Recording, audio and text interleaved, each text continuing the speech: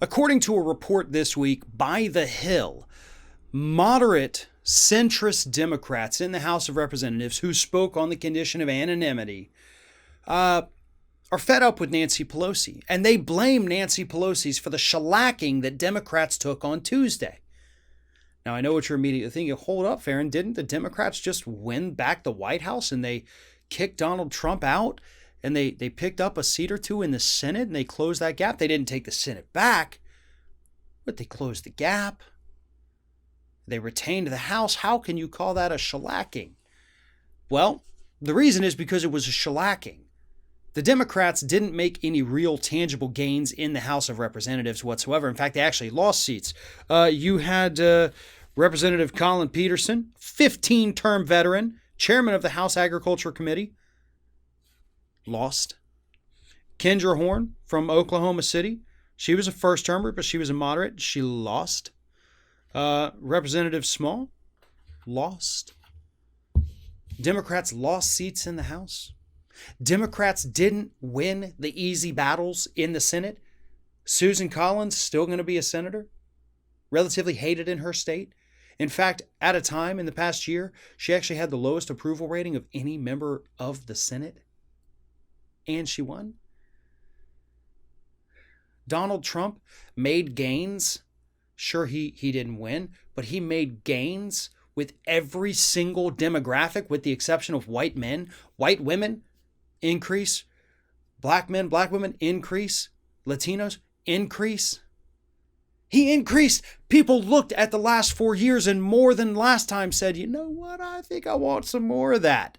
Give me another hit of that Trump. Ooh, that's good. And who was leading the Democratic Party at the time? I'm sorry, but that does fall onto Nancy Pelosi, folks.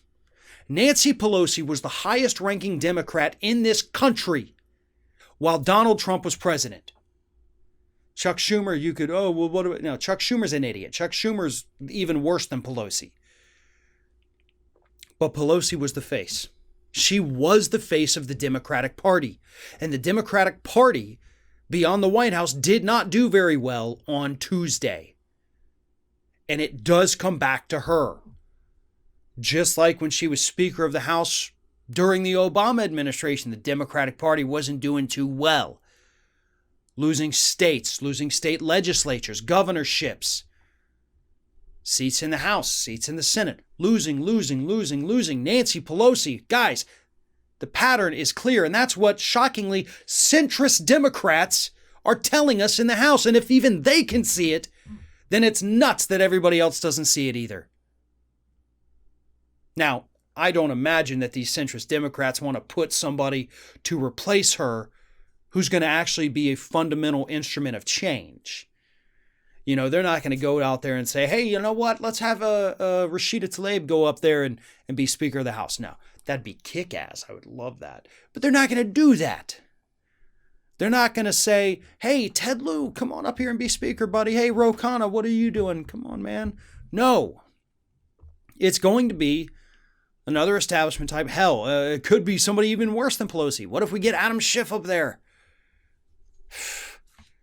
But the point is, there are fractures in the Democratic Party, and those fractures are a good thing because they're over real substantive issues, even if they're coming from the centrists who I don't agree with. Even they see that what's happening with the party is not sustainable. They see that the party is not making the gains that they're supposed to be making. You can't run against some of the most unpopular people ever to have existed in politics and lose, and then still expect to maintain your position of power. Because at the end of the day, again, Pelosi was the highest ranking Democrat in the country. She was in charge whether she wanted to be in charge of the whole party or not. And she failed. And failure should never be rewarded.